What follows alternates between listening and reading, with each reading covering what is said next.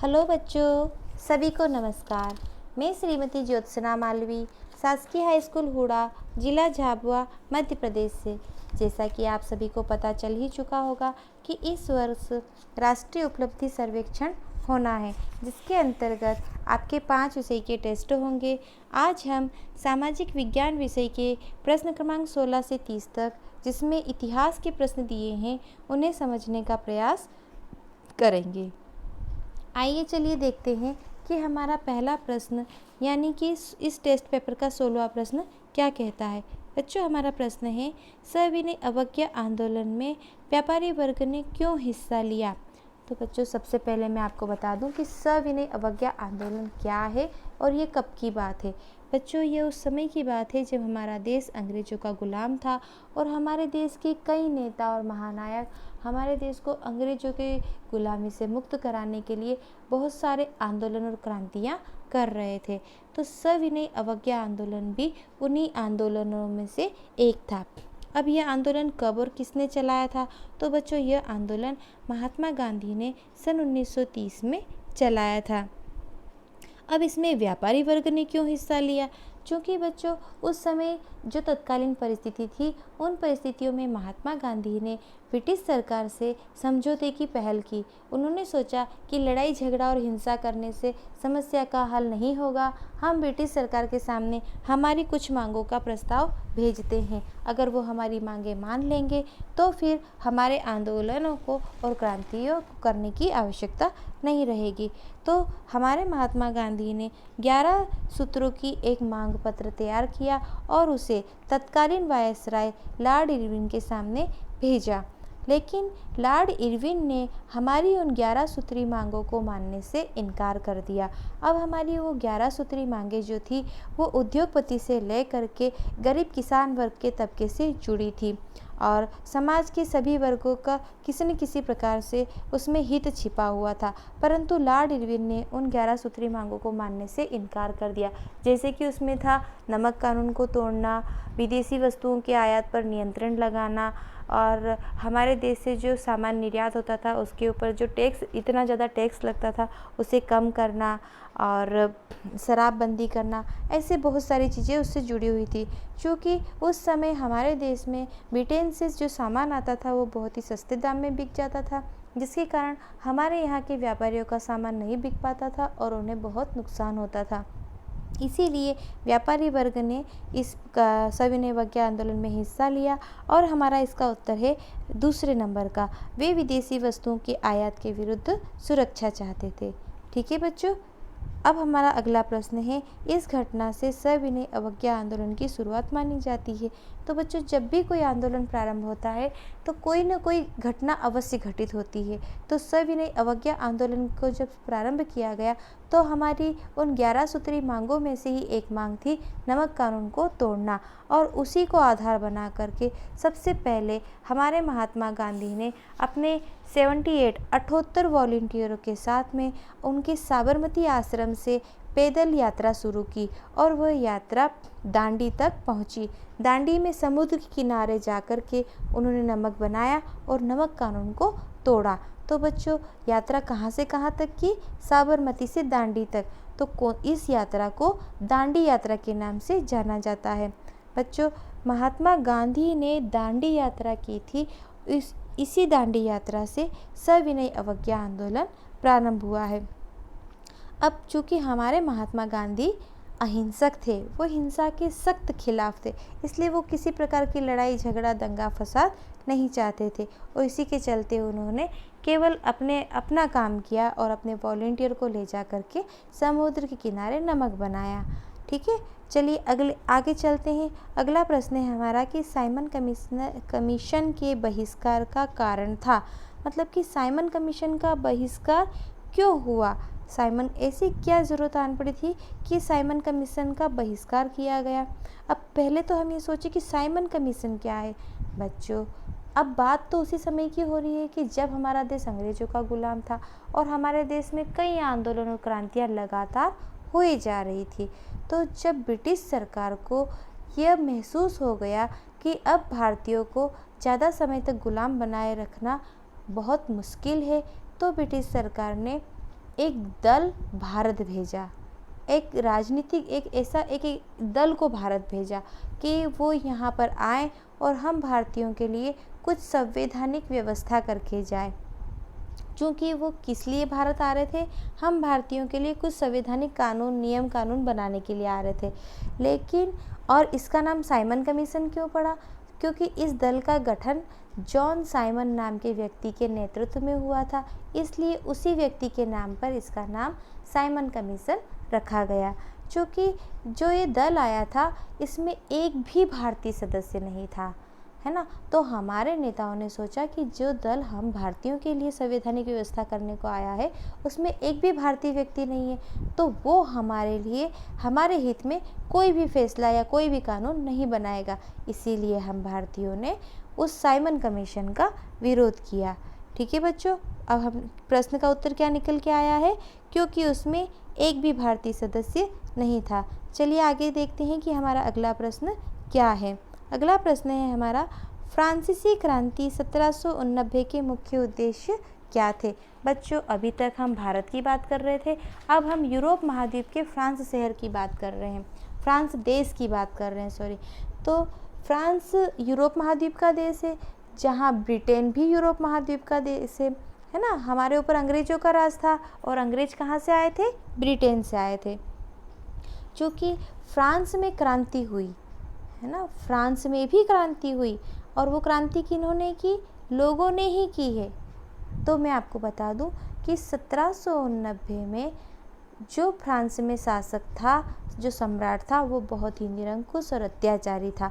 उसने उस समय वहाँ की जो समाज की व्यवस्था थी वो बहुत ही खराब थी। उसने समाज को 3 तबकों में बांट के रखा था, जिसे हम 3 एस्टेट्स कहते हैं। इसमें प्रथम एस्टेट्स में पादरी वर्ग, दूसरे एस्टेट्स में कुलीन वर्ग और तीसरे एस्टेट्स में सभी जनमानस, गरीब तबके के लोग, किसान, मजदूर, दिहाड़ी मजदूर, लोगों के घर में काम करने वाले, सड़क की सफाई करने वाले, सभी प्रकार के गरीब लोग आते थे।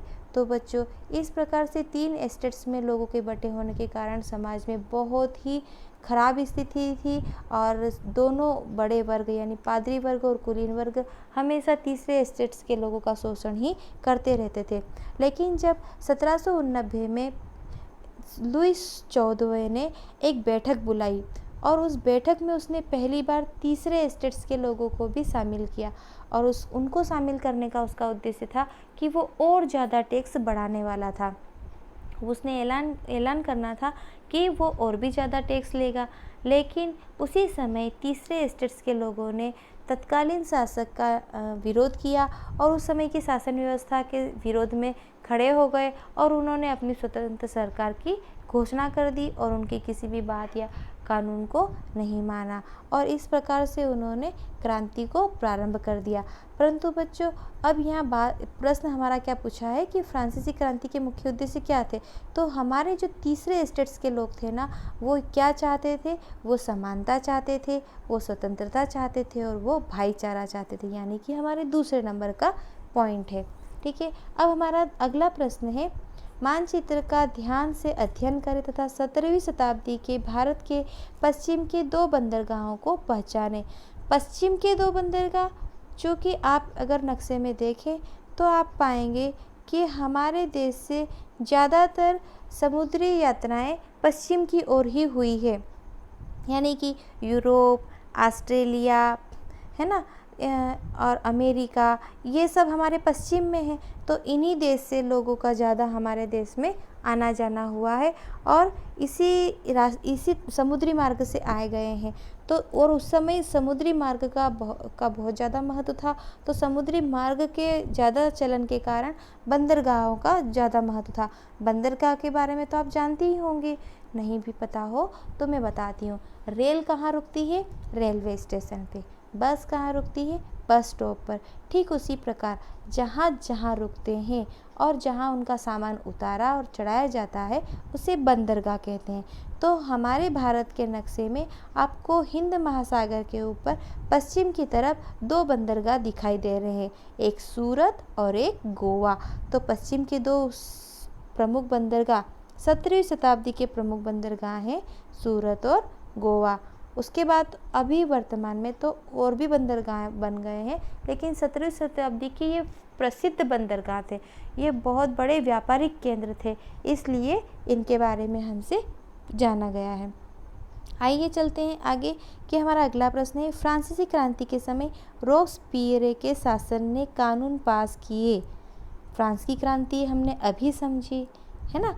अब फ्रांस की क्रांति के समय रोबेस्पियर, तो बच्चों सबसे पहले मैं आपको बताना चाहूँगी कि रोबेस्पियर एक ऐसा व्यक्ति था जो कि फ्रांस में जनता के हित में काम कर रहा था, मतलब कि जनता के भलाई के लिए सोचता था, उनके बारे में लिखता था और हमेशा उनकी मदद करने के लिए तैयार रहता था।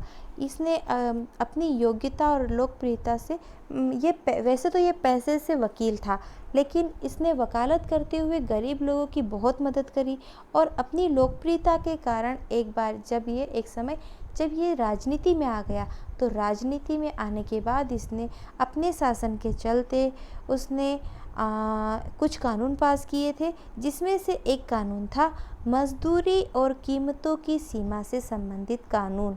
तो बच्चों रोबेस्पियर ने जब राजनीति में कदम रखा तो उसने मजदूरी यानी जो लोगों को मजदूरी मेहताना दिया जाता है और कीमतों यानी वस्तुओं की कीमत से संबंधित कुछ कानून पास किए थे, उसे ही हम रोबेस्पियर के शासन में कानून पास किए गए जान रहे हैं। ठीक है, आगे चलते हैं। हमारा अगला प्रश्न है, क्या कहता है बच्चों, हमारा अगला प्रश्न है, फ्रांसीसी क्रांति के दौरान किस दार्शनिक ने राजा के देवी एवं निरंकुश अधिकारों के सिद्धांत का खंडन किया था। तो बच्चों जहां हमें ऑप्शन में जो 4 नाम दिखाई दे रहे हैं, John Locke, Jean Jacques Rousseau, Montesquieu, Jean Paul Marat. तो सबसे पहले मैं आपको बता दूं कि चारों ही दार्शनिक रहे हैं, चारों ही यूरोप महाद्वीप के महान दार्शनिक हैं। ठीक है, ये यूरोप के महान दार्शनिक। अब दार्शनिक किसे कहते हैं बच्चों? ऐसे व्यक्ति, ऐसे लोग जो पूरे देश के बारे में खबर रखते हैं, मतलब कि क्या अच्छा हुआ, क्या बुरा हुआ और क्या होना चाहिए, इसके बारे में सोचते हैं, विचार मंथन करते हैं और लिखते हैं, और फिर तत्कालीन समाज और शासन के सामने अपनी बातों को प्रस्तुत भी करते हैं, जिससे कि समाज को और शासन को सोचने में मदद मिले और अपने निर्णय लेने में भी मदद मिले। तो तत्काल उस समय जो फ्रांस की क्रांति के समय जो तत्कालीन सम्राट था, जिसने जो कि बहुत ही अत्याचारी था, तो वो उसके देवी और निरंकुश अधिकारों के सिद्धांत का जिसने खंडन किया था, वो हैं हमारे जॉन लॉक। तो इस प्रश्न का उत्तर हमारा सबसे पहला है जॉन लॉक, जो कि एक उदारवादी विचारक थे और जो मूल रूप से ब्रिटेन के थे, यानी यूरोप महाद्वीप के ब्रिटेन के थे, लेकिन उन्होंने फ्रांस के तत्कालीन परिस्थितियों के बारे में सोचा, लिखा, वहाँ पर यात्राएं भी की और फिर वहाँ का जो सिद्धांत था उसका खंडन किया। ठीक है बच्चों, आगे चलते हैं और देखते हैं हमारा 23 नंबर का प्रश्न क्या कहता है। हमारा प्रश्न है, 1929 में कांग्रेस के ऐतिहासिक लाहौर अधिवेशन के अध्यक्ष कौन थे? ऐतिहासिक लाहौर का अधिवेशन बच्चों, ऐतिहासिक लाहौर का अधिवेशन मतलब कि लाहौर में एक अधिवेशन हुआ था। बच्चों अधिवेशन को समझना चाहिए।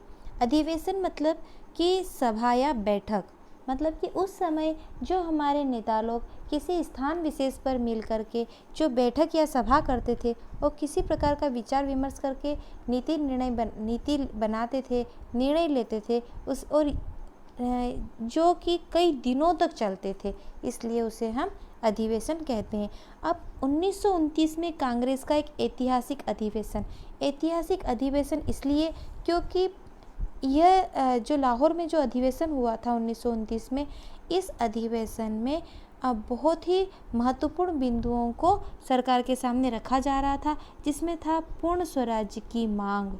सबसे महत्वपूर्ण बिंदु था पूर्ण स्वराज्य की मांग को लेकर के लाहौर में अधिवेशन रखा गया था, जो कि इस अधिवेशन का अध्यक्ष गांधी जी को चुना गया था, परंतु गांधी जी ने अपनी जगह नेहरू जी को अध्यक्षता करने के लिए कहा, क्योंकि नेहरू जी थोड़ा तेज़ तर्रार और आक्रामक भी, मतलब तेज बोलते थे।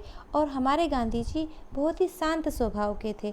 इसलिए चूँकि इस अधिवेशन के उद्देश्य थे नेहरू रिपोर्ट प्रेषित करना, स्वराज्य शब्द का पूर्ण अर्थ सब लोगों के सामने लाना, स्वराज्य यानी पूर्ण स्वतंत्रता, और ब्रिटिश साम्राज्य के अंत के लिए बहुत सारी रणनीतियाँ बनाना और आंदोलनों की शुरुआत करना थी। इसलिए यह जो लाहौर में अधिवेशन हुआ, यह ऐतिहासिक अधिवेशन के नाम से जाना जाता है। और इस अधिवेशन की अध्यक्षता किसने करी थी? पंडित जवाहरलाल नेहरू ने करी थी। ठीक है, आइए आगे चलते हैं। गोलमेज सम्मेलन में कांग्रेस शामिल हुई थी। बच्चों, अब गोलमेज सम्मेलन क्या है? बच्चों, जब हमारा देश अंग्रेजों का गुलाम था ना, और बहुत सारे पैतरे अपनाने के बाद भी अंग्रेज सरकार की दाल नहीं गल रही थी। मतलब कि उन्हें समझ में नहीं आ रहा था कि भारतीयों को कैसे कंट्रोल किया जाए। पहले तो उन्होंने साइमन कमीशन को भी भारत भेजा, और उसके बाद बहुत सारे हमारे जो छोटे छोटे आंदोलन थे उनको दबाया। हमारे बहुत सारे बड़े बड़े नेताओं को उन्होंने जेल में बंद कर दिया, और कई सारे नेताओं को जेल में बहुत कड़ी यातनाएं दी। लेकिन फिर भी हमारे जो आंदोलन और क्रांतियाँ थी वे रुक नहीं रही थी। इसी के चलते उन्होंने हम भारतीयों के नेताओं को ये आश्वासन दिया कि हम तुम्हारे सम्मेलन आयोजित करेंगे, जो कि लंदन में होने थे। ब्रिटेन के लंदन में सम्मेलन आयोजित करने थे, और उन सम्मेलनों को हम गोलमेज सम्मेलन के नाम से जानते हैं। गोलमेज सम्मेलन इसलिए, और ये इसलिए हो रहे थे कि वे लोग हमारे भारतीय नेताओं को बुला करके बैठ करके विचार विमर्श करेंगे, और इन आंदोलनों को रोक करके शांति स्थापित करने का रास्ता निकालेंगे। लेकिन अब बात हाथ से उनके भी निकल चुकी थी, और गोलमेज सम्मेलनों से भी उनको कोई फ़ायदा नहीं होना था, क्योंकि अब तो हम लोग पूर्ण स्वराज्य के लिए तैयार हो चुके थे, यानी कि पूरी स्वतंत्रता की मांग करने के लिए तैयार हो चुके थे। अब प्रश्न है हमारा कि गोलमेज सम्मेलन जिसमें कांग्रेस शामिल हुई थी, तो बच्चों हमारा जो दूसरे गोलमेज सम्मेलन में कांग्रेस शामिल हुई थी। बाकी गोलमेज सम्मेलन में जो यहाँ अभी आपके सामने दिखाए गए हैं, प्रथम गोलमेज सम्मेलन, द्वितीय गोलमेज सम्मेलन, तृतीय गोलमेज सम्मेलन, सभी गोलमेज सम्मेलन, 3 गोलमेज सम्मेलन हुए, जिसमें से द्वितीय गोलमेज सम्मेलन 1931 में कांग्रेस शामिल हुई थी। ठीक है, चलिए आगे चलते हैं और देखते हैं कि हमारा अगला प्रश्न क्या कहता है। बच्चों, 25 नंबर का प्रश्न हमसे कह रहा है कि 20वीं सदी की शुरुआत में भारत में राष्ट्रीय आंदोलनों का नेतृत्व मुख्यतः द्वारा किया गया। मतलब कि किसके द्वारा नेतृत्व किया गया? वो 20वीं सदी यानी 1901 से लेकर के 1947 तक जितने भी आंदोलन और क्रांतियाँ हुई, उनके नेता कौन बने? किन लोगों ने आम जनता को के अंदर राष्ट्रवाद की भावना पैदा करी, देश प्रेम की भावना पैदा करी? तो बच्चों, ये वे लोग थे जो कि पढ़े लिखे थे, क्योंकि वो ब्रिटिश सरकार के द्वारा जो स्कूल और कॉलेज खोले गए थे उनमें गए हैं, वहाँ उन्होंने पढ़ाई करी है, उन्हें कुछ उन्होंने अंग्रेजी भाषा भी सीखी है, और अंग्रेजी भाषा सीखने के कारण आए दिन जो ब्रिटिश सरकार की नीतियाँ रणनीतियाँ जो पेपर और पत्रिकाओं में छपती थी, वो उन्हें पढ़ कर के समझ लेते थे, और वही लोग आम जनता को अपनी भाषा में उन बातों को समझा पाते थे। इसलिए उस समय जो भी राष्ट्रीय आंदोलन हो रहे थे, उनका मुख्यतः नेतृत्व शिक्षित शहरी पुरुषों ने किया। बहुत कम महिलाओं ने भी किया है, लेकिन ग्रामीण स्तर तक महिलाओं ने ज़रूर किया है, और बड़े स्तर पर भी किया है, लेकिन ज़्यादातर आंदोलनों का नेतृत्व शिक्षित पुरुषों ने किया है।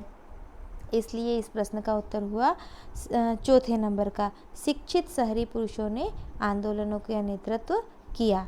ठीक है, अब चूँकि ये बात 20वीं सदी की हुई है, अगर उसके पहले की भी होती ना तो भी, क्योंकि अब जैसे रानी लक्ष्मीबाई भी है तो वो 1857 की क्रांति के समय में थे, लेकिन यहाँ हम बहुत आगे आ चुके हैं, 20वीं शताब्दी में आ चुके हैं। तो उस समय के जितने भी आंदोलन हुए थे ना, उसमें शहरी पुरुषों, जो शिक्षित पुरुष थे ना, उन लोगों ने ही आम जनता के अंदर देश प्रेम की भावना जगाई थी और उन्होंने ही आंदोलनों का नेतृत्व किया था। ठीक है, आगे देखते हैं कि हमारा अगला प्रश्न क्या कहता है। सितंबर 1932 में हुए पूना समझौता लॉर्ड इरविन और खालिस्तान के बीच हुआ था।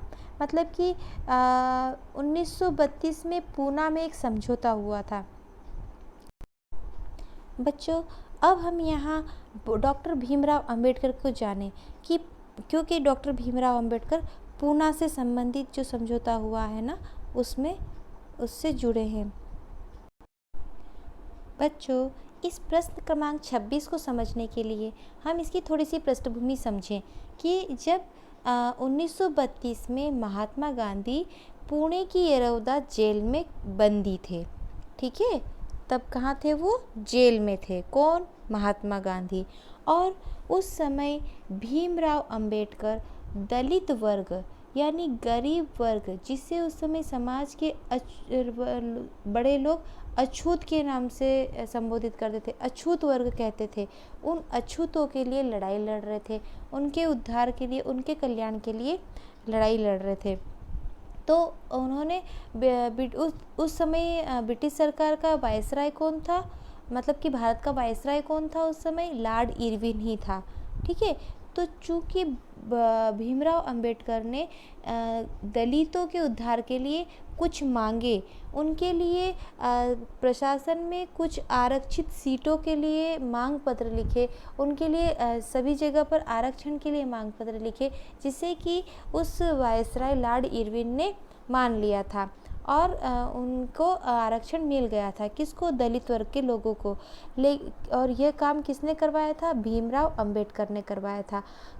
लेकिन जब महात्मा गांधी को जेल में यह पता चला कि इस प्रकार से दलितों के लिए अलग से कुछ नीति नियम बनाए हैं, उनको अलग से आरक्षण दिए हैं, तो महात्मा गांधी को लगा कि मैं जो सब लोगों को एक साथ लेकर के चलने के लिए लड़ाई लड़ रहा हूँ, कि सब एक साथ मिल करके ब्रिटिश सरकार के खिलाफ आंदोलन करेंगे और देश को आज़ाद कराएंगे।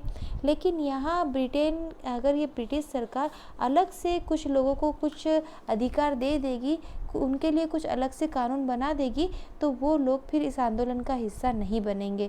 इसलिए महात्मा गांधी भीमराव अंबेडकर के इस काम से नाखुश हुए और उन्होंने ब्रिटिश सरकार के फैसले को या उन्होंने जो आरक्षण दिया उसको भी नहीं माना और वो आमरण अनशन पर बैठ गए। तब भीमराव अंबेडकर ने महात्मा गांधी से बात की और उनसे बात करके पूना में समझौता किया और समझौते के तहत उन्होंने ये जो अलग से जो कानून बना रहे थे उसको मतलब कि रद्द करवाया। रद्द करवाने के साथ जो स्थानीय स्तरों पर निर्वाचन के क्षेत्र में दलित वर्गों को जो आरक्षण मिला था उसको तो रोक दिया गया, परंतु दलित वर्ग के लोगों को विधायी परिषद में और केंद्रीय परिषद में, जो प्रांत स्तर की और केंद्र स्तर की जो परिषदें थी, उसमें आरक्षण जरूर मिल गया और इन दलित वर्गों को ही बाद में अनुसूचित जाति के नाम से जाना जाता है। चूँकि यह 1932 में पूना की येरवडा जेल में हुआ था और इरविन और महात्मा गांधी के बीच हुआ था। लॉर्ड इरविन को इसलिए, चूँकि ये समझौता तो हुआ था अंबेडकर और महात्मा गांधी के बीच, लेकिन वे दोनों तो भारतीय थे और यह जो पहले जो कानून नियम लागू कर दिए थे और अंबेडकर को जो दलितों के लिए जो आरक्षण स्वीकार कर दिया था, वह तो लॉर्ड इरविन था। तो लॉर्ड इरविन ने ही वापस से उनके स्थानीय आरक्षण को समाप्त करते हुए प्रांतीय और केंद्रीय आरक्षण की सीटें स्वीकृत करी। इसलिए इसे लॉर्ड इरविन और महात्मा गांधी के बीच हुआ समझौता कहते हैं। तो 1932 में पूना में जो समझौता हुआ और लॉर्ड इरविन का किसके साथ हुआ? महात्मा गांधी के साथ हुआ। ठीक है, आइए चलते हैं, देखते हैं कि हमारा अगला प्रश्न क्या है। 27 नंबर के प्रश्न में कांग्रेस ने अपने किस अधिवेशन में पूर्ण स्वराज्य की औपचारिक मांग रखी? तो हमने पहले ही पढ़ चुके हैं बच्चों कि वो कौन सा अधिवेशन था जिसमें पंडित जवाहरलाल नेहरू अध्यक्ष बन करके गए थे।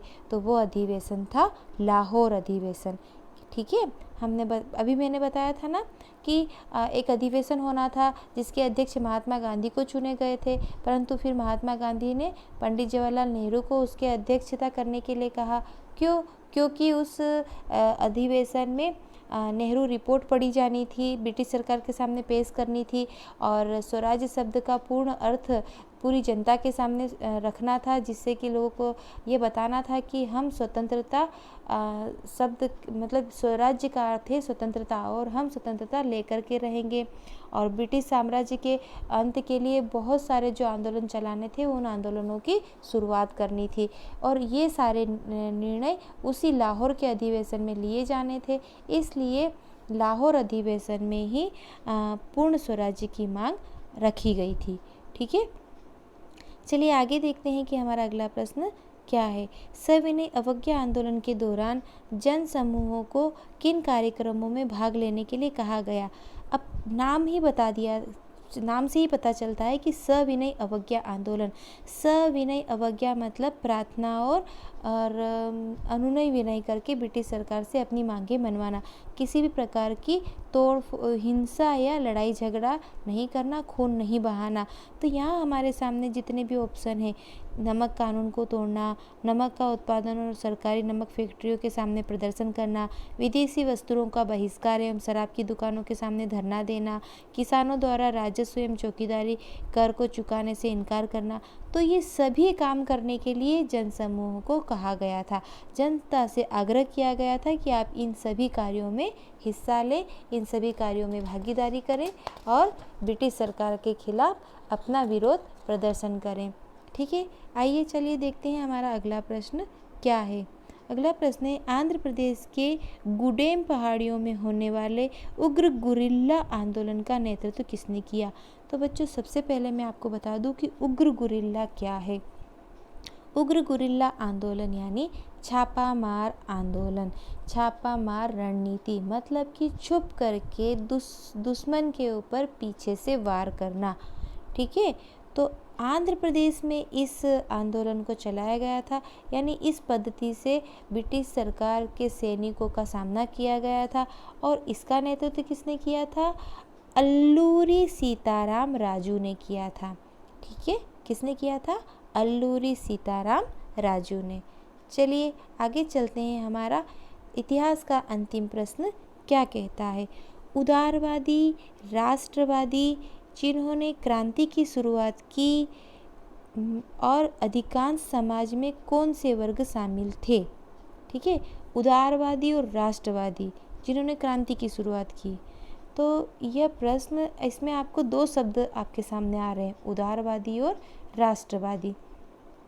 बच्चों हम उदारवादी शब्द को समझे उस समय जब भारत में एक ही राजनीतिक दल था, भारतीय राष्ट्रीय कांग्रेस, तो कुछ ऐसी परिस्थितियां आई थी कि मतलब जो युवा वर्ग था ना, वो महात्मा गांधी के अहिंसा के मार्ग पर चलना स्वीकार नहीं कर रहा था। वो ये कहते थे कि इतनी बार प्रार्थना करने के बाद, इतनी बार अपनी मांगे रखने के बाद भी ब्रिटिश सरकार हमारी बात नहीं मानती है, तो लातों के भूत बातों से नहीं मानते हैं, तो हमें उनके साथ लड़ाई झगड़ा दंगा फसाद करना ही पड़ेगा, तभी वो हमारी बातों को मानेंगे, हमारी मांगे तभी स्वीकार होगी। तो कांग्रेस उस समय दो भागों में बढ़ गई थी, कांग्रेस का विभाजन हो गया था। तो कांग्रेस का विभाजन होने से जो महात्मा गांधी के पक्ष में थे, जो ठंडे दिमाग के लोग थे वो महात्मा गांधी के साथ में रहे, और जो उग्र लोग थे वो लाल बाल और पाल के साथ में अलग हो गए थे। मतलब क्रांतिकारी गरम दल के लोग थे, वो लड़ाई झगड़ा हिंसा करना, तोड़ फोड़ करना, मारकूट करने में मारकूट करके ब्रिटिश सरकार से अपनी मांगों को मनवाना और देश को स्वतंत्र करना के पक्षधर थे। तो बच्चों अब यहाँ बात आ रही उदारवादी राष्ट्रवादी नेता, है ना, उसमें कौन कौन शामिल थे जिन्होंने क्रांति की शुरुआत की? तो उसमें थे शिक्षित कुलीन मध्यम वर्ग के लोग शामिल थे, जिन्हें हम चिंतनशील समाज भी कह सकते हैं, क्योंकि शिक्षित लोग जो थे वो पहले तो चिंतन करते थे कि क्या करना सही है और क्या करना गलत है। वो किसी भी कार्य को करने से पहले उसके परिणाम के बारे में विचार करते थे और उसके बाद ही कोई भी कार्य को प्रारंभ करते थे। तो उदारवादी दल यानी आराम शांति से और प्रार्थना से अनुनय विनय करके बिना लड़ाई झगड़े के काम करने वाले नेताओं का दल, उसमें शिक्षित कुलीन वर्ग, यानी हमारे इस प्रश्न का उत्तर पहला है शिक्षित कुलीन मध्यम वर्ग।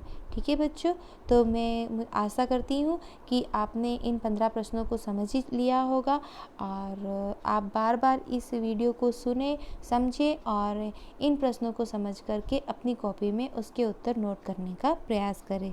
धन्यवाद। मैं श्रीमती ज्योत्सना मालवी फिर से आपके सामने प्रस्तुत रहूँगी और नए दूसरे प्रश्नों के साथ।